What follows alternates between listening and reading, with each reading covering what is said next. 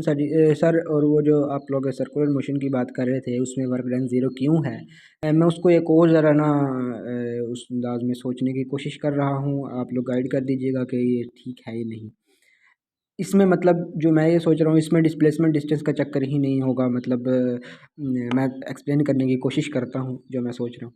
अच्छा, अब बॉडी मिसाल है, कोई भी बॉडी है वो सर्कुलर मोशन में खुद ब खुद मूव नहीं करेगा, उसको कुछ ना कुछ फोर्स दरकार होगी सर्कुलर मोशन में मूव करने के लिए। मैं मिसाल कंसिडर कर लेता हूँ, एक पत्थर है, ठीक है, उसको मैंने स्ट्रिंग से घुमाना शुरू किया। एक दफ़ा तो मैंने उसको सीधा फेंका है ना, मतलब यानी कि उसको मैंने यूँ कह लें कि अगर स्ट्रिंग से अगर आप थोड़ा सा इमेजिन कर पाएँ उसको, कि मैंने जब घुमाने से पहले एक दफ़ा उसको किसी डायरेक्शन में सीधा फेंका है, ठीक है। तो लेकिन अब मिसाल है, मैं यहाँ से था और मैंने उसको घुमाना शुरू किया, तो मैंने एक दफ़ा उसको सीधा इस डायरेक्शन में फेंका, ठीक है।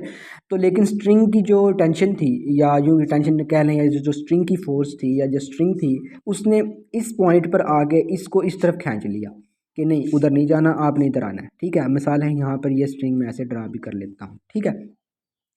अब इस स्ट्रिंग ने इस बॉडी को इधर मूव करवाना शुरू कर दिया, वो इधर मूव कर गया। अब मुसलसल बॉडी अगर इस पॉइंट पे है, वो अब चूंकि वेलोसिटी मैंने इस तरफ की दी हुई है, मतलब उसको स्ट्रेट लाइन की, अब इस पॉइंट के ऊपर जो है वो बॉडी जो है मतलब इस तरफ मूव करने की कोशिश करेगा।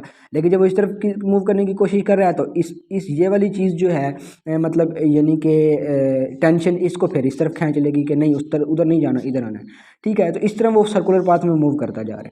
तो क्या हम ऐसा सोच सकते हैं कि जो फोर्स हम लोगों ने लगाई है वो इस स्ट्रिंग की वजह से बैलेंस होकर ज़ीरो हो गई है, यानी कि नेट फोर्स जो है जो हम बॉडी के ऊपर लगा रहे हैं सर्कुलर मोशन में मूव करवाने के लिए, वो इस स्ट्रिंग की वजह से और इस बॉडी की वेलोसिटी की वजह से बैलेंस होकर आपस में वो कैंसिल हो रही है। नेट इफेक्ट यानी कि फोर्स का जो नेट इफेक्ट है, यानी जो स्ट्रेट फोर्स बननी थी जिस वजह से बॉडी ने आगे डिस्प्लेस करके जाना था, वो उस बॉडी टेंशन और उसकी वजह से जो नेट फोर्स है वो ज़ीरो हो गई है। क्योंकि अब जो वर्क डन की मैंने मतलब डेफिनेशन पढ़ी, उसमें जो फोर्स ली जाती है वो नेट फोर्स ली जाती है, और जो डिस्प्लेसमेंट लिया जाता है वो नेट डिस्प्लेसमेंट लिया जाता है। मतलब यानी कि जो शॉर्टेज डिस्टेंस का लिया नेट, मतलब कि नेट चेंज लिया जाता है उसके अंदर, जिस भी चीज़ में ले, फोर्स में ले लें या डिस्टेंस में ले लें या डिस्प्लेसमेंट में ले लें। तो अब नेट फोर्स अगर हम लोग इधर ऐसे देख लें कि चूँकि जितनी फोर्स उधर लग रही है उसकी वेलोसिटी और उसकी वजह से वो मतलब यानी कि यहाँ पर नेट फोर्स बैलेंस होकर ज़ीरो हो गई है। तो हम ऐसे क्या कह सकते हैं कि मतलब यानी कि नेट फोर्स ज़ीरो होने की वजह से यहाँ डिस्प्लेसमेंट ज़ीरो हो गया।